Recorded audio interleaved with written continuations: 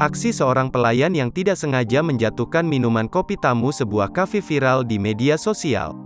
Peristiwa tersebut terekam kamera CCTV dan viral di media sosial, diunggah salah satunya akun Instagram @fakta.berita, Kamis, tanggal 11 Februari tahun 2022.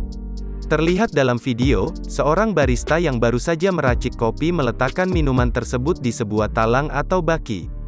Salah seorang pelayan berdiri membelakangi meja barista langsung menarik baki tersebut tanpa menoleh. Sontak saja, minuman yang disimpan di atas baki terjatuh. Sang barista pun sampai memegang kepalanya karena kaget. "Siapa yang salah?" tulis keterangan unggahan. Warganet pun memberikan komentar beragamnya dalam postingan tersebut.